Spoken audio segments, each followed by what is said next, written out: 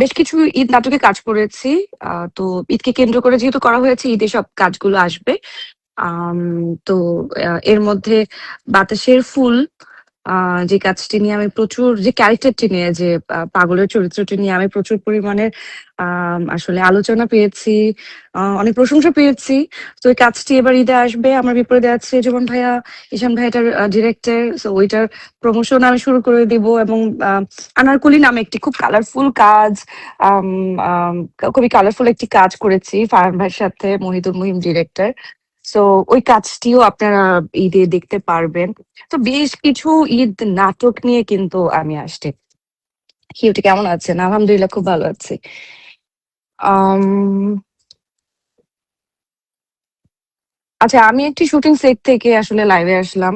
So আপনারা ভাববেন না যে আমি লাইভের জন্য এত সাজুগুজু করেছি। আমি জাস্ট ভাবলাম যে আপনাদের সাথে একটু কথা বলি। আমার একটা উম নাটকের সিন ছিল, ওখান থেকে জাস্ট সুযোগ পেয়ে আপনাদের সাথে আসলাম লাইভে কথা বলতে। তবে কেমন আছো তুমি? আলহামদুলিল্লাহ, খুব ভালো আছি। আমি সবসময় ভালো থাকার চেষ্টা করি। কারণ জীবনটা অনেক, অনেক বেশি আসলে মূল্যবান। সো যেই সময়টা চলে যায় সেই সময়টা আমরা কখনো ফিরে পাবো না। তো জীবনের প্রত্যেকটা সময় আমাদের মনে হয় যে আমাদের খুব ভালোভাবে কাটানো উচিত। এবং যাই হোক না কেন, আমাদের ভালো থাকাটা খুব ইম্পর্টেন্ট। আমরা নিজেরা যদি ভালো থাকি, আমরা আরেকজনকে ভালো রাখতে পারবো। সো নিজে ভালো থাকাটা আগে ইম্পর্টেন্ট। খুব সুন্দর, থ্যাংক ইউ। সো আমাদের সেলুনে কিন্তু সবাই আসবেন, মিস করা যাবে না, হ্যাঁ? পার্ল বাই পায়েলে। আপু, অনেক সুন্দর লাগছে আপনাকে। Thank you so much. Looking good, thank you. এবং ঈদ নাটক ছাড়াও আমি বেশ কিছু কমার্শিয়ালে কাজ করেছি, বেশ কিছু বিজ্ঞাপনে কাজ করেছি, যেগুলো খুবই দারুণ লেগেছে আমার কাছে। এবং ওই বিজ্ঞাপনগুলো খুব সুন আসবে, তাই না? খুব ভালো হয়েছে। তো ইয়া, একটা মিনিট, আমি লাইভে আছি। আপু, তোমাকে অনেক সুন্দর লাগছে, মাশাল্লাহ, থ্যাংক ইউ। ওকে।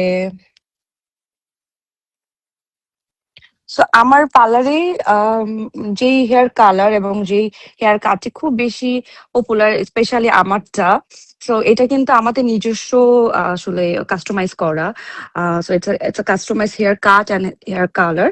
সো আমার স্যালুনে এসে যদি আমার ছবি দেখে, এই ভিডিও দেখে যদি কেউ আসে বলে, তো সেই ক্ষেত্রে কিন্তু ডিসকাউন্টও আছে। সো এই পর্যন্তই আজকে।